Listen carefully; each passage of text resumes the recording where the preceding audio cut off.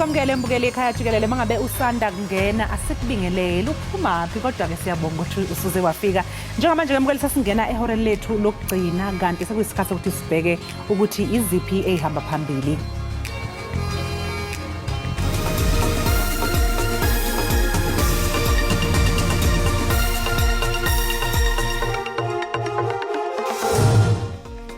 Umfelandawonye wabasebenzi waseMzantsi Afrika iCOSATU iza kuqalisa ugwayimbo lelizwe lonke ngomso.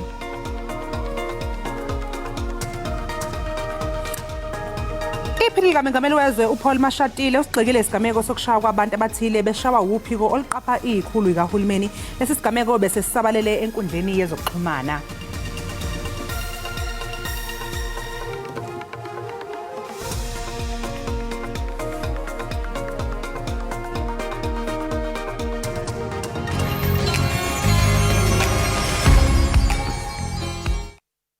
Sanibona ngendikelele umthandazo gatsha Mr Ngense sodwa ngabantawani ngemhlabeni naye ekhaya Jikelele show entshe emnandi kakhulu siphethe sports siphethe indaba siphethe weather umnandi kakhulu uhlala nje unethezeke nathi nithi hey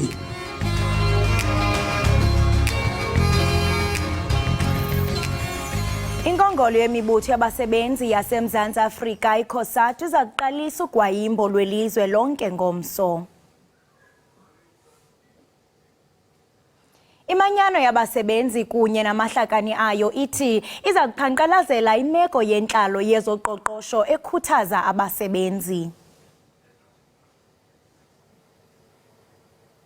Abazali abadinwe begane unwabo eKimberley bathi bafuna kususwe inhloko yomnyango wezemfundo eNorthern Cape. Abazali bathi sebebike amacala amaningi okudlwengulwa kweingane esikoleni eKimberley kodwa ke akukho kwenzekayo. Abazali basola ukuthi umnyango uyathinteka ekufihlweni kwalamacala futhi uvikela abenzi bobubi. Labazali abathukuthele begane unwabo bathi sekwanele bathi ingane zabo azivikelekile futhi basola umnyango wezemfundo ngokungalaleli izikhalo zabo. Ayishumi nanhlanu amaqala okudlwengulwa abikiwe emnyangweni. Children ages different from 13 years to 18 years. And this has been a long oncoming process. The parents is fed up. We cannot stick it out any longer. You can judge all the rapes that have taken place. All the cases that has been made.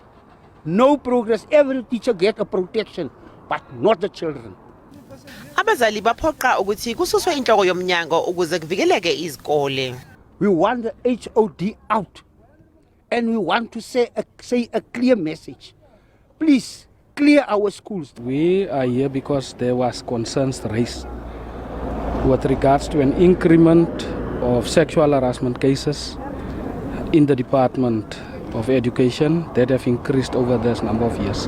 There's also a report that can confirms that the teenage pregnancy has increased in the Northern Cape, which then qualifies why we are here to say, but the allegations is correct and it's factual based on the report.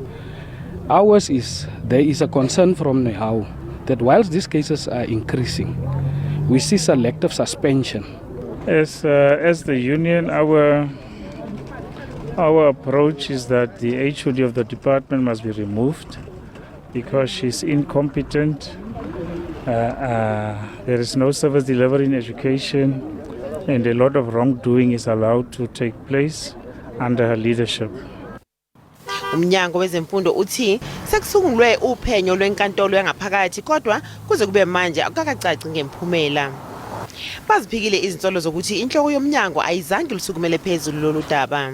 Tribunal found that because the alleged perpetrator is no more an employee in the Northern Cape Department of Education, but is working for an independent school, a full report has been sent to that school so that they can activate processes to deal with the matter. But number two, the accounting officer, Mrs. Moira Mare, has submitted a full report to the South African Council of Educators, which deals with issues of education registration to teach, but also deals with the code of conduct for teachers. So we are hoping that the South African Council for Educators will also deal with the matter with the seriousness that it is. Abazali bathi bazoqhubeka bebhikisha ngaphandle komnyango wezemfundo kuze kube kuhlangatshezanwa neimfuno zabo. Usekela Mongameli uPaul Mashatile usigxekile isiganeko esichaphazela amalungu enkonzo yesipolisa yeli ekutyholwa ukuba axhaphaze abantu kuhola wendlela uN1 eGauteng ngempelaveki. Esi siganeko sithwetyule kushicilelo lwevidiyo eyenze umjikelo kumakhasi onxibelelwano. Afunyenwe ke amaxhoba nalamagosa ayaziwa. Usekela Mongameli usigxeka bukhali esisiganeko senziwe ngamalungu eSABC anxulumene nenkonzo yokhuseleko lwakhe. Uthi soze nanina kwamkeleka ukusetyenziswa kogonyamelo ngamalungu enkonzo yesipolisa ngakumbi kubantu abangaxhobanga. We don't condone behavior of people being beaten up by anybody. So we condemn that. And we support the Commissioner of Police to investigate the incident and make sure that whoever is responsible is brought to book. Ukanti inkokheli ye-Democratic Alliance uJohn Steenhuisen usichaze esisiganeko njengesenzo sokusetyenziswa gwenxa kwamagunya watsho esigxeka kanopom esisenzo. Let me start this morning by expressing my absolute condemnation of the violent attack on motorists by members of the ANC's VIP Protection Force.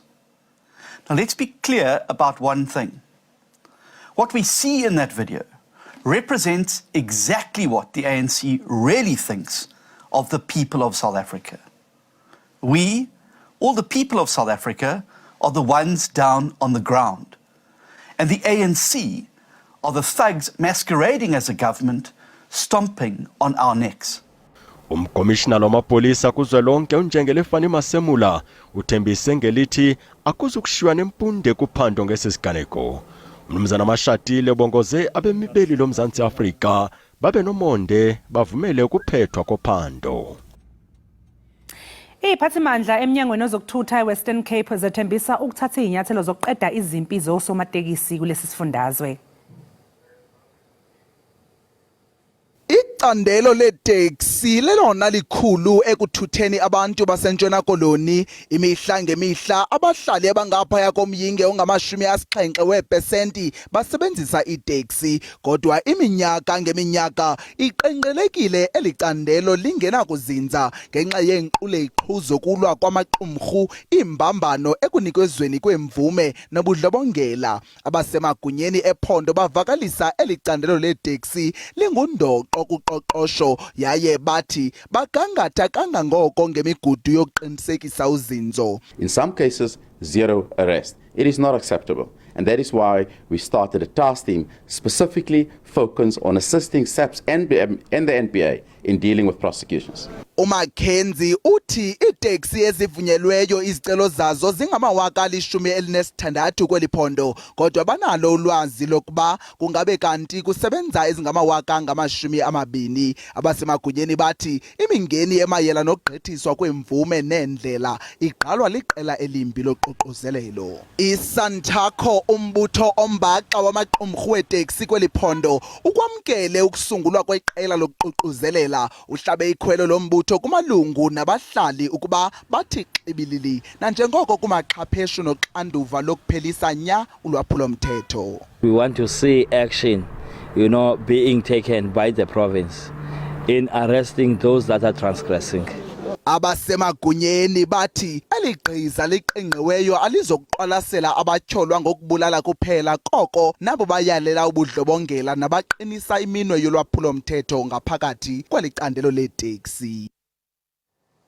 Ngokumbukeli masithi tsikata kumaqabantshintshi kwezithe zaqaqamba kwihlabathi. Siqale eTangfang eChina. Izikhukhula ezimandla zidale ubutyobo kwizindlu bashiyeka bembanguza abahlali. Indlela kumaphandle aseZenba ekumntla-ntshona weShanxi zixingise iimoto ngenxa yokhukhuliseko namanzi. Qakatha qelele kwelo krece izulu bezakhiwo eMelika. Inkonjane zilandulele ihlobo kwafika iKrisimesi ngaphambi kwexesha eJohn Lovich. You'll hear from people, friends, business colleagues, things of that throughout the year. Oh, the holidays are a long ways away, and you're like, yeah, they're 4.5 months. That's going to go like that. It's going to vaporize. Sithi khwaqu kwelika Vitoria. Ikumkani yamangesi ityelele indlu yobukhosi yase-Edinburgh eSkotlani. Unxityiswe mbetshe ukuzimasa umsitho weveki yokuqaphela ubukhosi. Ukumkani Charles wesithathu uza kuphinda abekwe ngokusesikweni ityeli lesibini. Xa siqwela ingqokoqo ibinguwashiywa kukhuphiswano lokutya amaqebengwane angxalwe onqiyoyo. uJoey Chestnut noMickey Sudo abanantanga utyeni lamaqebengwana. uChestnut wabeka irekhodi lokutya amaqebengwana ka-76. 76 hot dogs and buns, a lot of humidity tomorrow, very likely. Can you break it? I'm going to be sweating. It's not going to be pretty, but I'm going to do whatever it takes to get those dogs down, and I'll be making a run for the record. Yo, lithanga lesisu. Ongololo. Ukeli lapha ohlelweni sike saxoxa nomengameli wophiko lwentsha ye-ANC, i-ANC Youth League, uColin Malatji. Ezinye zezinto ezidilile conference i-COVID-19 the 2 years of COVID-19 amisa zonke ama-conference kwamele kwaponta amanye ama-task team futhi but umbutho bowukhona wena egroundini but bungana-national leadership but bowukhona abantu bakhona abasebenza aba-organize ama-structures kuyi-level yama-branch le phansi ema-branchini but at this level e-national bokungana leadership. That's why kune-excitement engaka around into leadership because abantu abaningi bamele ukuba nobuholi be-youth league at the level of the presidency and the NEC youth league. Yes, njengoba-ke Colin usuqokiwe wena njengomholi-ke we-ANC Youth League, ingabe uyaqonda uyakwazi ukulindeke kuwe njengomholi? Mase ukukhole kwenzani? Ngithi njengoba usuqokiwe njenge-leader of i-ANC Youth League, are you aware of the responsibilities ukuthi ikuphi what is expected from you as the ANC Youth League leader? Into enkulu ebhekana youth eSouth Africa into unemployment is the highest. Elandelayo into small business highly affected by lento insecurity lengekho which must be resolved urgently. I know there's a plan around that to resolve it. Enye into ebunesidile ngayo ukurestructure economy because the economy of South Africa I reflect ama demographics of the country. Inequalities in this country are still high and is affecting mainly black people in South Africa. Now those are things that I think that at the top of our agenda to address. Enye into art and culture which we've neglected, sports and art and culture, school sports. A lot of youth bahamba by street bayodlala ama drugs ngoba our circle activities ezikolweni. Now those things must be taken back to basics. I think those are things that are in the next coming 4 years that we want to be dealing with. Qiniseka mbukela into yokubana uqusha lazi ngoku siya evenkileni kuba kaloku xa sibuya sizawuba nodliwano ndlebe nekhosatu.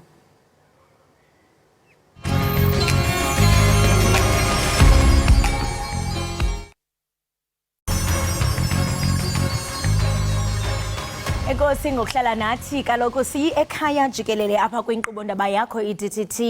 Inkongolo yemibutho yabasebenzi yaseMzantsi Afrika ikhosatu iza kuqalisa ugwayimbo welizwe lonke ngomso. Imanyano yabasebenzi kunye namahlakani ayo ithi iza kuqhankqalazela imeko yentlalo noqoqosho ekhathaza abasebenzi. Ukuxovula banzi lo mba siqhagamshelana nomongameli wekhosatu uZingiswa Losi. Zingiswa masikubulise kwamkele enkqubeni iEkhaya Jikelele. Mandibulise kuwe umsasazi ndibulise nokuba phulaphuli nakubabukeli bakaKhaya Jikelele. Khosi, ungathi mhlawumbe zeziphi imfuno zenu ingaba yintoni le nifuna urhulumente ayenze ukuze kube kanti niyakholiseka?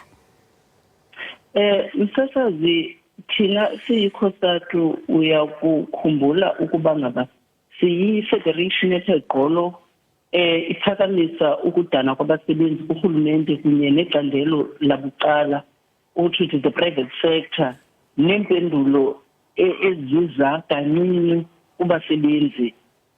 Abasebenzi baphelelwa lithemba nomonde, unqongophalo, ukuphelelwa lithemba, umsindo, ubuhlwempu, ukuba namatyala, kwabasebenzi, ukungaqeshwa, ulwaphulomthetho norhwaphilizo zizinto msasazi ezenzeka ngokukhawuleza ekufuneka urhulumente namashishini bahlangabezane nazo ngokukhawuleza. Izinto ke sifuna ukuba ngaba urhulumente kunye namashishini abucala bazijonge, sithi sifuna kuphakanyiswe imali abantu abayifumanayo ye-social relief distress grant ezi-350 esazimelayo siyikhosatu ngexesha esasijongene nomcelamngeni eMzantsi Afrika we-COVID.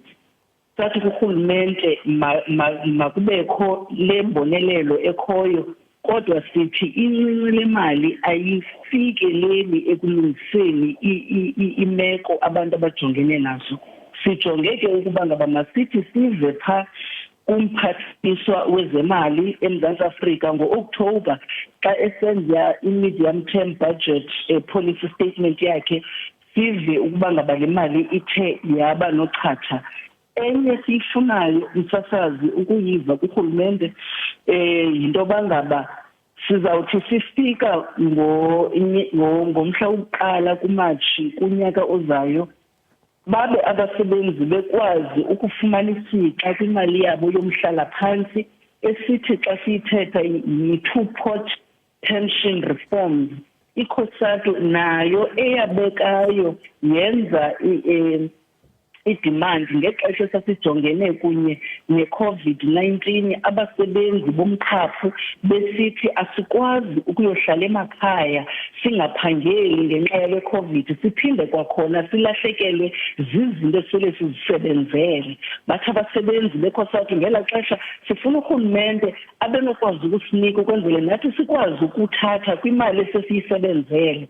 Yiloo nto namhlanje abasebenzi boMzantsi Afrika kwiinkalo zonke abasebenza kuzo msasazi bezawuthi baxhamle kule nto ebizwa uba yi-two-pot pension reforms, babe nemali yabo bazawuthi bayithathe bakwazi ukulungisa iimpilo zabo kwimali yabo yomhlala phantsi. Enye yezinto esizifunayo ukuthi urhulumente angenelele kuzo yimeko esijongene nayo msasazi phaa koomasipala.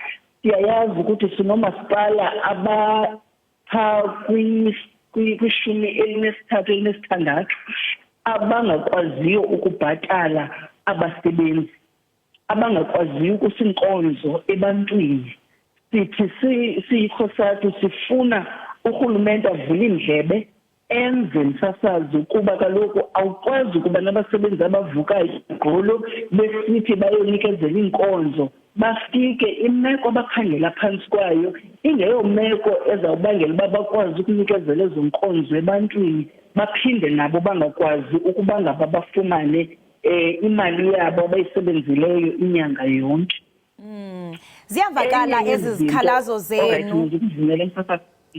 Okay, uxolo ndingaqhawulanga. Ziyavakala izikhalazo zenu ukuba mhlawumbe sikhumbula kakuhle usuku lokugqibela lokwayimbo leCOSATU olwaqhubeka kwisithuba nje esingangonyaka aluzange libangele ukuphazamiseka kuqoqosho.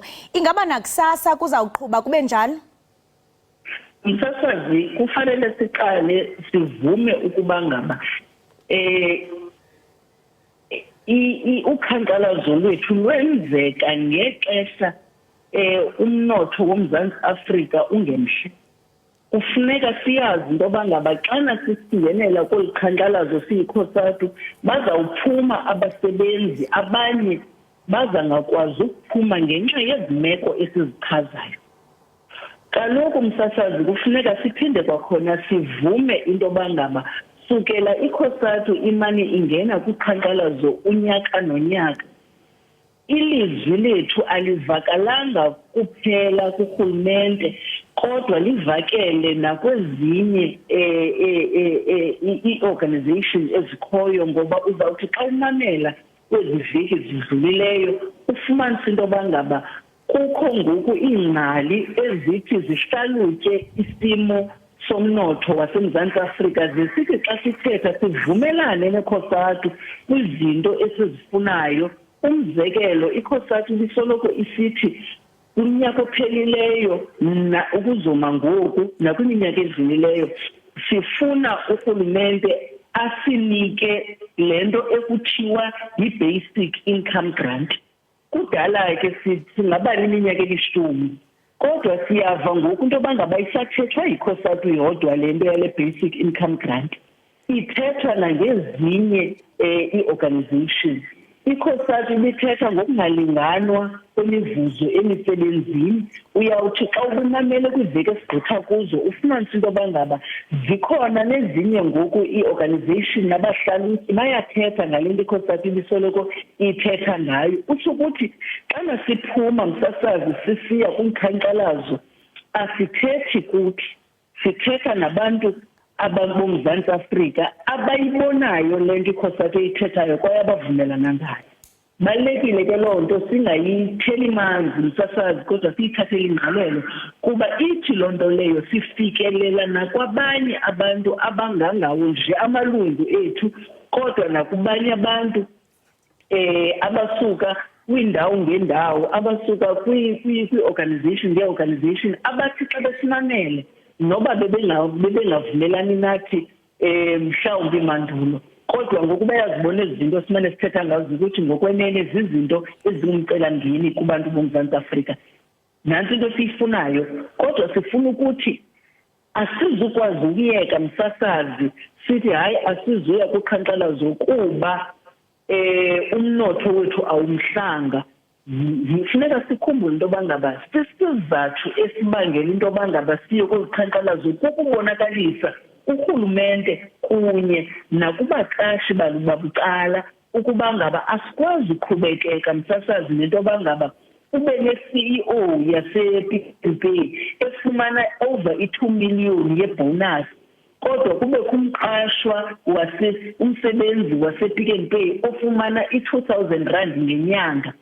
Kungalingani kwemirholo abantu abayifumanayo besebenzela inkampani enye kodwa umsebenzi uvuka ngenteni aphuma abolungiselela thina sithi xa sifika ka-Pick n Pay sifike isonka sishushu bathi abantu befika bafike bakwazi ukuseviswa kodwa lo msebenzi lowo angakwazi uphinda kwakhona athenge kwa esasonka avuke eyosixovula kwa-Pick n Pay.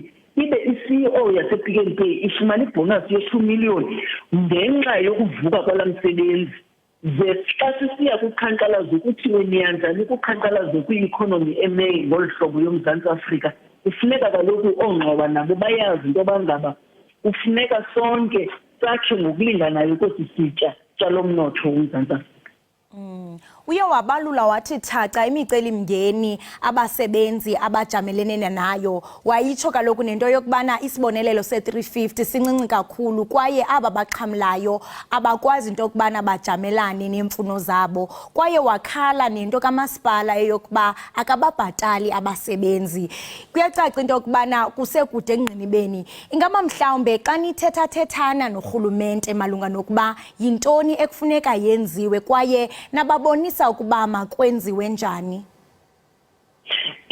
Siyathethathethana kunye norhulumente, sikhona phaya eNedlac, sikhona napha epalamente xana siyothetha kunye nee-portfolio committees senze ii-presentations zethu, kanti siyathetha kunye nayo ne-African National Congress. Msasazi, ukuthetha akwaneli. Into siyifunayo into benzeni bakuthethiwe sifuna ukubona. Xa sithetha siyavumelana ngezinto ezingumcelamngeni, sivumelana eNedlac, sivumelana epalamente, sivumelana kwi-alliance ukuthi zonke izinto zingumcelamngeni. Into siyifunayo ngoku zizenzo.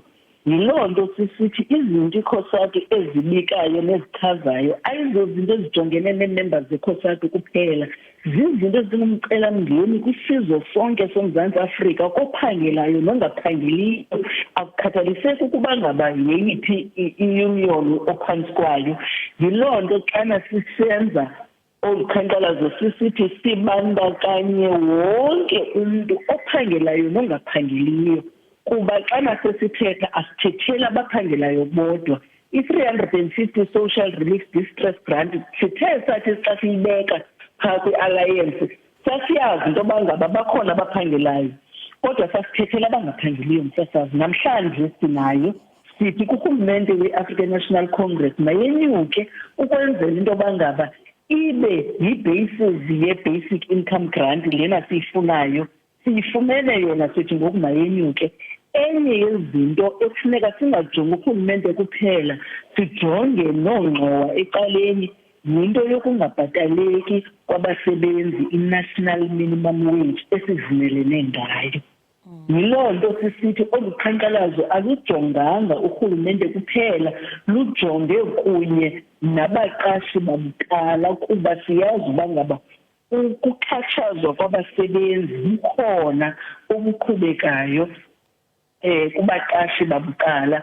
Yiloo nto ke ngoku sisithi nathi kodwa sizizo i-trade union kufuneka sijonge ukuba ngaba ingaba senza okulufanelekileyo na xana sirepresenta abasebenzi kwiimboni abaphangela kuzo msasazi. Ingaba ii-organizers zethu zivuka kusasa zihambe nanyani ziyokurepresenta abasebenzi ngokwenene nangokwenyaniso na? Ingaba ama-shop steward nawo ayawenza na umsebenzi wayo awonyulelwe wona ukurepresenta abasebenzi ngokwenene nangokwenyaniso na? Ingaba nathi siyakwazi nokumamela iingxaki zabasebenzi sithi noba ngaba sohluleke sizamile kodwa sithethe inyani kunye nabasebenzi? Kuba kaloku umcelamngeni ojongene nabasebenzi ufuna iinkokheli ezikufutshane kunye nabasebenzi, iinkokheli ezimamelayo, iinkokheli ezinenyani xa zithetha nabasebenzi, iinkokheli ezingeke zithi kubasebenzi bangene edongeni kuba bazawuphumela beyazi into yoba ngaba yikho loo nto. Funeka ke sithi xana singena kweli qhankqalazo sibe siyazi into yoba ngaba sikufutshane nathi nabasebenzi kwenzela uba ngaba ilizwi lethu ibe lilizwi elinye kunye nabasebenzi nabaqashi. Livakale ilizwi lweni kwaye nezinqa zenu zivakale. Sibambe ngazibini kuwe Zingiswa ngexesha lakho. Ndiyabulela mfana. Lowo ke mbukeli ibinguye kaloku umongameli weCOSATU uZingiswa Losi ethetha ke ngoqhankqalazo lweCOSATU oluza kuthi luqale kusasa kuzwe lonke oluchasene nolawulo olugwenxa kukarhulumente. Ngoku masithi qhwi evenkileni ungayindawo siyabuya emva kwale ntengiso.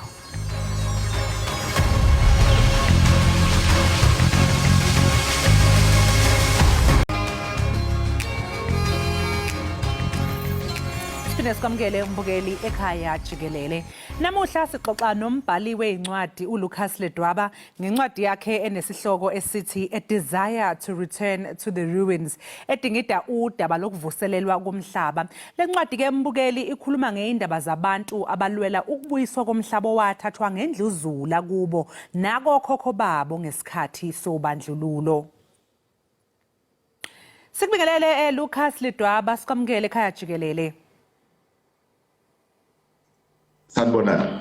Yebo, sithemba ukuthi uyaphila uvuke kahle kusekuseni.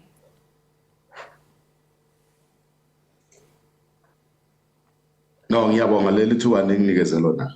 Hayi kubonga thina. Bengisacela nje ukubuza lapha ukuthi ukuxoxele umbukeli ukuthi ngoba siyazi ukuthi udaba lomhlaba yinto exoxwa njalo nje lungundaba omlanyeni. Ngabe yini eyakwenza ukuthi wena njengoLucas ubhale incwadi emayilana nokuthathwa komhlaba? Ngisebenza njengentatheli kwaMguruguru Media. Ngihamba lonke ilizwe. Yonke indaba yomhlaba iyona sihlangana nayo zonke isikhathi. Abantu baneyinkinga eziningi. Abantu abanazo izindlu, abantu bafuna indawo la bangakha khona amabhizinisi. Abantu bane disconnection phakathi kwabo nendalo yabo ngoba abantu basuswa emhlabeni by force. Kwakunganazo isikhathi sokuthi abantu bayenza amasiko. So indaba yomhlaba ibaluleke kakhulu ngoba ngaphandle komhlaba we are not human beings. So mangiloko ngibhala ama story for i-website yethu nama newspaper ngaba nesifiso sokuthi mhlambe kungaba ngcono ngihlanganise incwadi ngoba incwadi izokwazi ukufunda abantu abaningi futhi izoba khona for isikhathi eside ngaya nasemanyunivesi nakuma NGO nakubona labantu abahlukunyezwe yindaba yokuthathelwa umhlaba.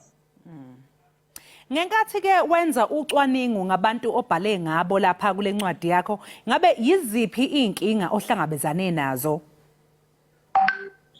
Ngicela uphinde umbuzo baba ngizwanga. Hayi babulidwaba bengibuza ukuthi ngesikhathi wenza ucwaningo ngabantu obhale ngabo lapha encwadini yakho, ngabe iziphi inkinga oke wathi wahlangabezana nazo? Okay, inkinga yokuqala ukuthi abantu abenganalo ulwazi lokuthi bazoclaima kanjani umhlaba wabo ubuye. Abantu babengazi ukuthi iprocess ihamba kanjani. Abaningi babenganawo amaphepha nokuthi umhlaba lo bafuna ukuclaima usuka kuphi ufika kuphi basuswa nini abantu abadala ngoba labantu basuswa emhlabeni zokhumbula ukuthi i-Native Land Act yaphaswa ngo-1913. Emva kwalokho kwaba namanye ama-laws aphaswa ukuthi abantu bathathelwe umhlaba. So by the time kuba ne-Restitution of Land Rights Act 22 ngo-1994, abaningi abasuswa ngabo 1913, 1920, 1930, 40s, 50s bese bashona kusele izukulwane. So inkinga benginayo kakhulu ukuthi abantu babenganalo ulwazi lokuthi iprocess ihamba kanjani. Okwesibili kwakukhona ukungazwani phakathi kwama communities noma ama families ababeclaim umhlaba. Kukhona ababethi no thina sifuna ukukhokhelwa nje imali sihlukane nendaba yomhlaba. Kukhona ababethi no thina sifuna ukuphindela la okhokho bethu bangaje khona. So inkinga nayo ukuthi uhlangana nale inkinga lezi. As a writer, you must also become an educator. Uzama ukusiza abantu ukuthi no iprocess ihamba kanje. Manifuna ulwazi hambani le nale. Oh ngoba bengithi ngisazobuza ukuthi uma ngabe uveza ukuthi eningqinamba obhekana nazo ezokuthi abantu abanalo ulwazi ukuthi mhlawumbe sithini isisombululo salokho mhlawumbe khona nokufundiseka abaye bathi ke bakuthola ke emva kokuthi benganalo lolo lwazi lowo. Siyabonga ukuthi ke njengoba usho nawo ukuthi njengombhali uphinde ube umfundisi okusho ukuthi ngiyabona ukuthi cha babe sebelithola ke lolo lwazi. Kule ncwadi ke uthinta udaba lokuphazamiseka kwamasiko, ukuhlukaniswa kwabantu nangokomoya kanye nokhokho babo. Kahle izinto engokomoya nezingokwenyama zihlangana kanjani? Njengabantu abamnyama isizwe sase-Afrika ngiyathemba ukuthi siyavumelana sonke ukuthi umhlaba uthathwa njengoNkulunkulu. Umhlaba uthathwa njenge isource yethu. Ngaphandle komhlaba asingabo abantu. That's why makuhlatshwa imbuzi kwenziwa utshwala abuchithelwa le phezulu uthelwa la phansi emhlabeni ngoba abantu babelieve ukuthi umhlaba nomoya womuntu zihlangene. So abantu abaningi basuswa emakhaya. Kukhona ichapter la kule ncwadi sibhala ngobaba uMlele waseLimpopo. Baba uMlele wakhuluma ukuthi ifamily yakhe inenkinga eziningi. Abantu bayabula bayadutshulwa, abanye abawuthola umsebenzi, inhlanhla ayikho. Mabehamba bayobuza izangoma abantu besonto enyangeni batshelwa into eyodwa nje ukuthi okhokho benu la balele khona la nabashiya khona abajabulanga abakhululekanga ngoba bayanifuna bazi ukuthi nikuphi. Nje kufuneka ukuthi nenze so niye lapho balele khona niwenza amasiko nikhulume nabo nibachazele ukuthi kwenzekeni nikuphi. So wenza ukuthi ngihambe nabo bakwaMlele bayofuna ithuna la okhokho omkhulu wabo. Bahamba nesanusi umama waseLimpopo owanceda ukuthi kutholakale leli thuna. Emva kwaloko emva mhlambe kwenyanga wangifonela ubaba uMlele ukuthi uyazi emva kwaloko emva kokuthi siye lapha ethuneni izinto sezihamba kahle ngithola i-call bathi le claim yethu ungathi seyizawuphela ingane yami ithola umsebenzi enye yamukelwe enyuvesi ne-business lami ngathi lihamba kahle. So indaba yomhlaba ne-spiritual kakhulu kubo bonke hayi abantu abamnyama kuphela nase-Israel nayibona into elolo kulelo umhlaba.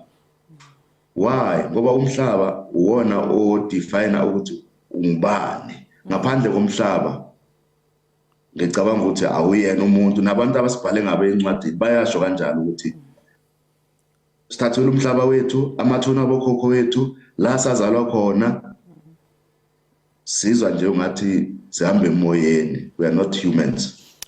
Kuyajabulisa kuyathokozisa ke nokho Lucas ukuzwa nje indaba at least ezinhleke eziphuma ngolokhu kubhala kwakhe incwadi ukuthi khona abantu asebesizakalile bona ke banenhlanhla ukuthi bakwazi ukuthi bawathole lawo mathuna. Ngiyazi ukuthi bakhona bangawatholi bona uthola ukuthi mhlawumbe nalapha okufihlwe khona okhokho babo sekwakhiwa i-development kwenziwa ama-mall or kwenziwana basakwazi ukuthi bafike ba-access okusho ukuthi for bona bazolokhu beqhubeka nje bephila impilo yokupaneka nokumpintsheka nokungakhuleki ngenxa yaleso simo. Manje ngokubona kwakho lolu daba lomhlaba uthi liyoke lube kodwa impumelelo?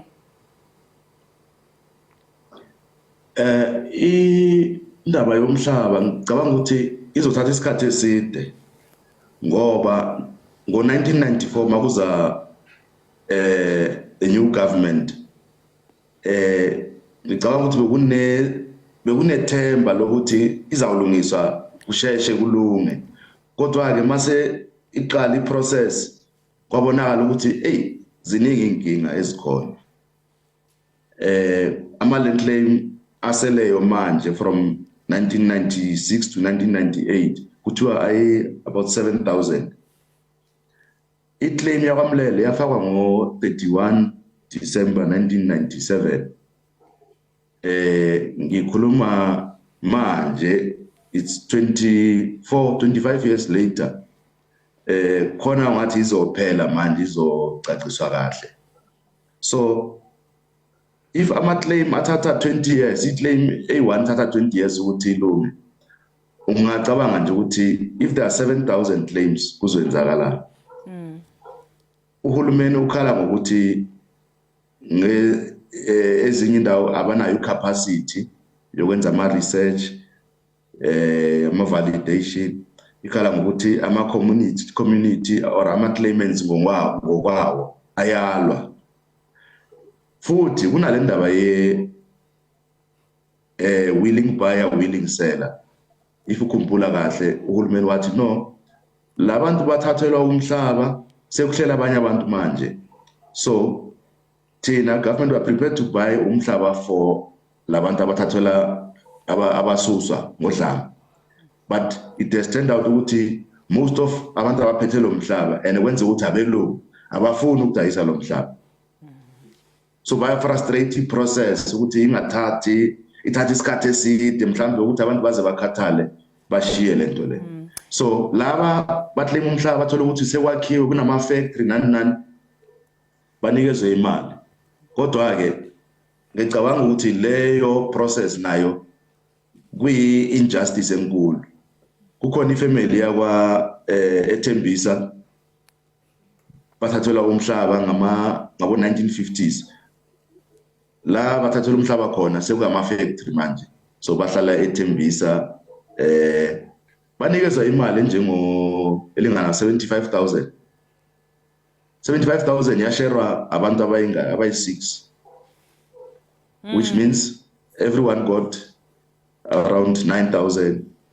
If you compare i-9,000 nomhlaba bathathelwa umhlaba bathathelwa impahla yabo izindlu zadilizwa balahlelwa nje kwi-4-room ethembisa enganawo nama-window. Singabuza ukuthi is that justice ukuthi abantu banikezwe i-9,000 rand? Yes.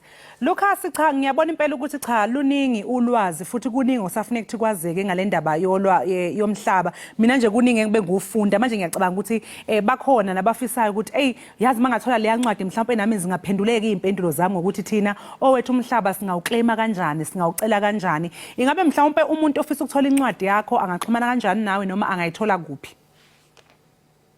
Ngiyabonga incwadi itholakala kuma bookstores exclusive books, bridge books itholakala naku online bangavakashela iwebsite yepublisher blackbirdbooks.africa kula kukhona information ngencwadi khona uyi-order online noma ungaya ezitolo.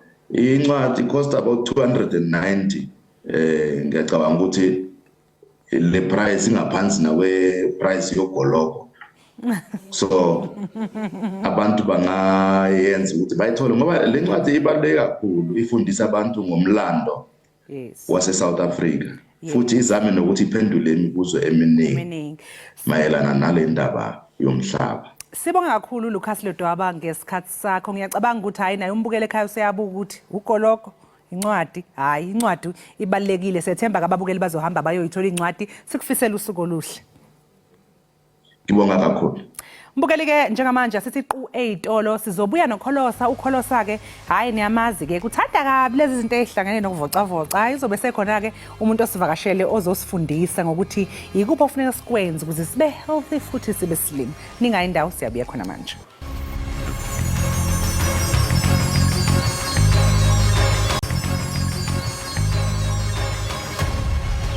Enkosi ngokuhlala nathi usabukele Ekhaya Jikelele utshilo kaloku mamtshali into kubana ngoku singena kwisiqendu endisithandayo isiqendu kaloku sokuba wena apho ekhaya uzilolonge. Niyayazi kaloku ukuba babukeli ukuba xa umzimba usempilweni ithetha loo nto into kubana nengqondo yakho iba sempilweni ube liqamqam. Kodwa ke into engiqinisekile ngayo kukuba ayindim ndodwa lo wonqenayo ukulolonga mihla le. Okanti ke namhlanje apha e-studio sityelelwe nguye uTeddy Nala ozokusibonisa indlela zokuzilolonga sizigcine sisempilweni si-bright singena fright. Teddy masikubulise sikwamkele Ekhaya Jikelele. Ngiyajabula ukuba khona.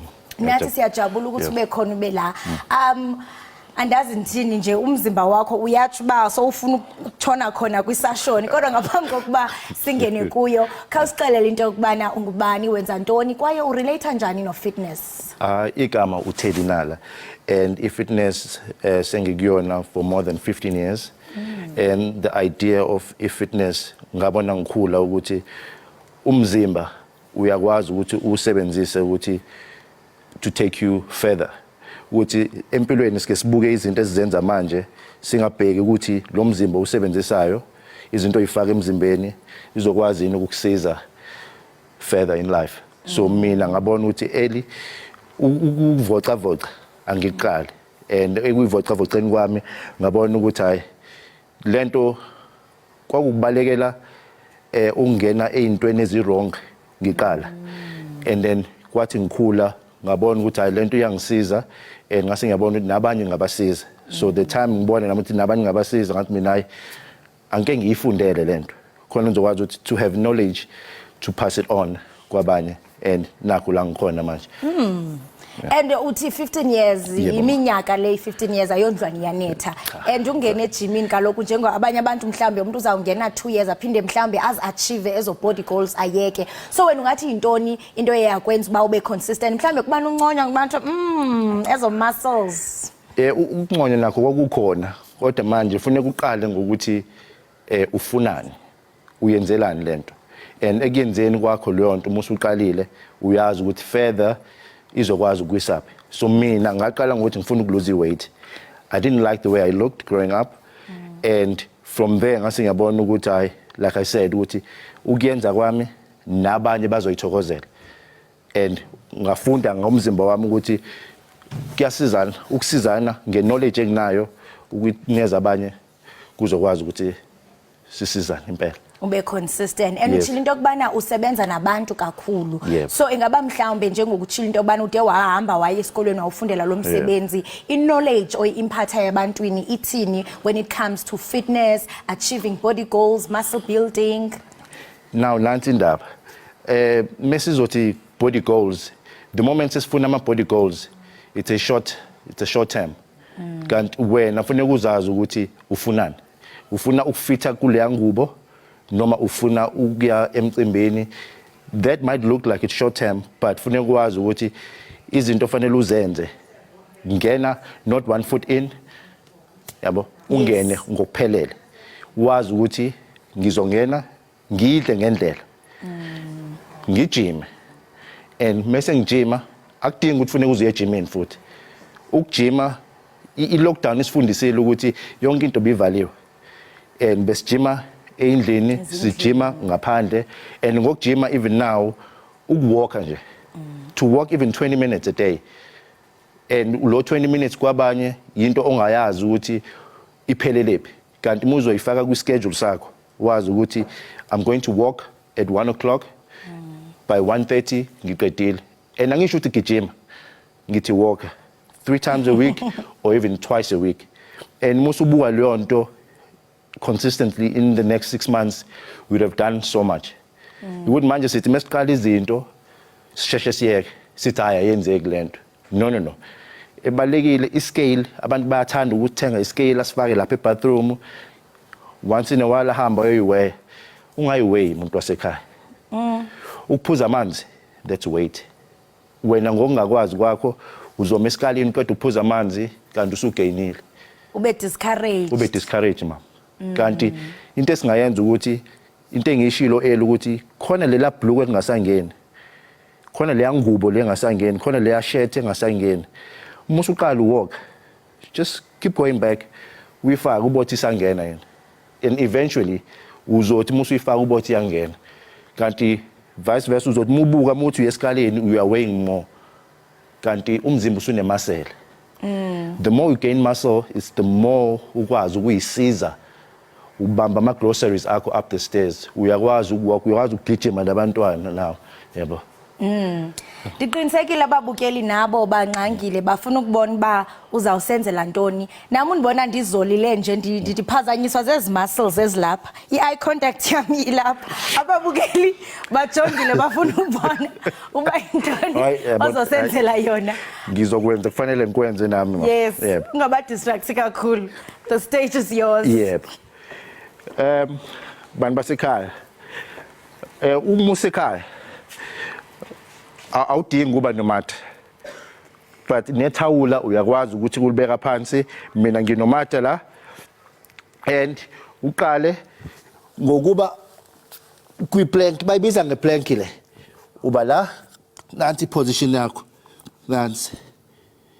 Le position we hold her for 60 seconds. If kukuthi awukwazi ukuyiholder uyehlisa amadolo akho. Nakho.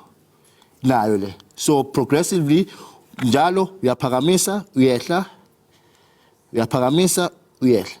Over isikhathi uyakwazi ukuthi uyibambe for a minute. And leli minute ke alifani nele microwave. Ele microwave liyashesha leli lide kakhulu. And uyaphakama ne push up. Abanye bazosho ukuthi hayi inzima i-push up nakhona wehlisa amadolo. Wehle. Mekuthi wehla ugcina la yila ugcina khona ubuye. Mekuthi uyakwazi ukwehla uye phansi uyehla. Phaka. And kuso sonke lesikhathi awubamba umoya. So ngizokwenza le.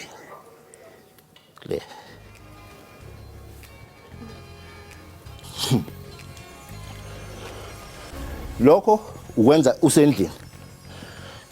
And ngiyakwazi ukuthi ngibe ne step esikanje wena esekhaya uyakwazi ukuthi usebenzise isitulo sakho. Isitulo sakho uyabamba kusona imilenze iyaphambili. Lana uyehla uyaphakama. Uyehla uyaphakama. Lokhu nje ukwenza nje 10 times. Yonke into esiyenzile uyenza 10 times uyaphefumula. Mekuthi uyakhathala, uyaphumula, because yonke into oyenzayo uyenza ngepace yakho. Hayi ngepace yakamakhelwane. Eyakho. Uyaphakama. Uphuza amanzi muthola ithuba. Phuza amanzi. And ngiphathe bakubiza ngama dumbbells lawa. Endlini ungasebenzisa amakani abhontshisi, ikani kalafish. Uyalibamba, ulibeka on the sides. Lokhu ukwenza 8 times. 2 3 4 5 6 7 8. From esayidini wisa ngaphambili. Nakhona wenza 8 times. 8 times uyaphefumula sonke isikhathi. Musuqeda uyehla nayo. Uyaphakama nayo. Wisa phezulu. Khumbula ekhaya unekani la fish. Unekani la bhontshisi ulibambile. Phezulu uyaphefumula. Nakho phezulu. Ukwenza lokho 3 times. Usalibambile futhi ikani lakho. Mina nginama dumbbells. Senze njani? Senza ama squats.